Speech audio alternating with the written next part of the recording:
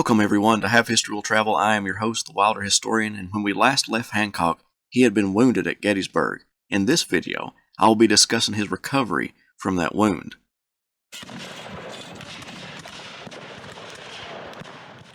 The Army surgeon had been able to extract the tenpenny nail and the wood that entered the wound with the bullet, but had been unable to recover the lead projectile. The day after his wounding, he rode in an ambulance over bumpy roads in excruciating pain to a railhead, then on to Philadelphia.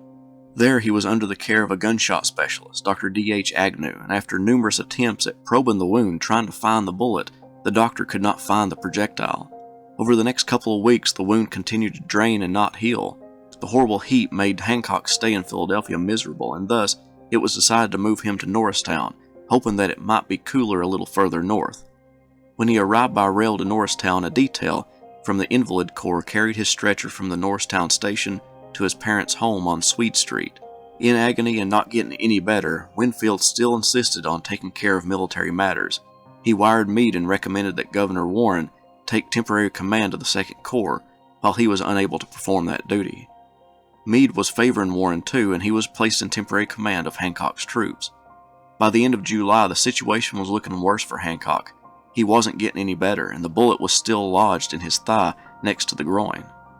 Dr. Lewis W. Reed, a native of Norristown, Pennsylvania, was in charge of the Army Hospital in Baltimore, Maryland, but he was on leave in his hometown when Hancock was there recovering.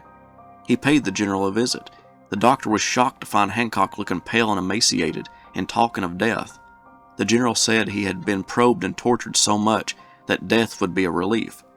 As Reed arose from the bedside, Hancock said, "Goodbye, doctor. I may never see you again." Reed had made his way to the door when Hancock had another thought. "See here, doctor, why don't you try to get this ball out? I have had all the reputation in the country at it. Now let's have some of the practical." Reed noted that Hancock was lying in bed with his right leg flexed. All the probing had been done with his leg bent at right angles, yet he had been hit while in the saddle with his legs extended.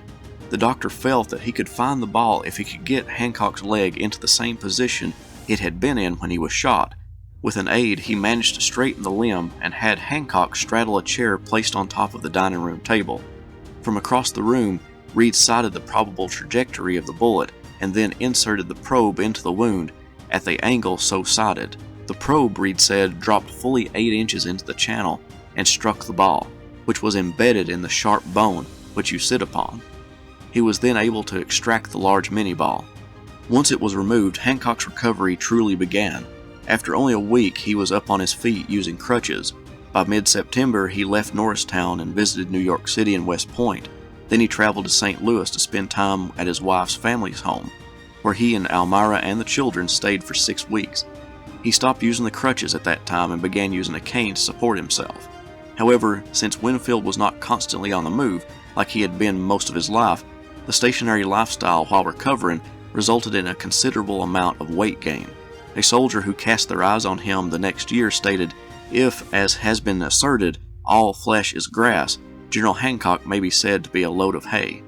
He actually would never lose the weight that he gained while convalescing.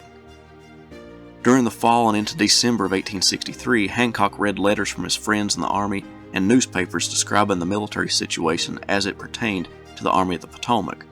Meade had done a lot of maneuvering against Lee in the Army of Northern Virginia, but pressure was on him from Washington to defeat Lee. After the aborted Mine Run campaign, rumors swirled that Meade would be replaced, and Hancock's name came up in the conversations. Winfield and Meade had a deep conversation through a series of letters about the situation. Hancock told his Army commander that, "I am no aspirant, and I never could be a conspirator had I other feelings toward you than I possess. I would sooner command a corps under you than have the supreme command. I have faith in you. I have always served faithfully, and so intend to do. I would always prefer a good man to command that army than to command it myself. If I ever command it, it will be given to me as it was to you. I shall never express or imply a desire to command, for I do not feel it." On December 29th, he took back command of the 2nd Corps, but found he was unable to perform all of his duties and thus requested a commission to examine his absence. They looked over his leave and found him still not fit for duty, and he was sent back north on January 8, 1864. Hancock spent from January to March traveling through the major northern cities as requested by the War Department to boost recruitment by making speeches and inspiring men with his presence to join the army. But war weariness was plaguing the North. He was also engaged in a war of letters with all wrote as Howard. Congress had issued a joint resolution of thanks to Meade, Howard, and Hooker for the victory at Gettysburg, leaving out Hancock's name. The Army and Navy Journal published a correction for the resolution by telling about Howard's shortcomings and the accomplishments of Hancock. Howard wrote to Winfield to see if he had been behind the article, and the Second Corps commander set him straight that he had done nothing of the sort.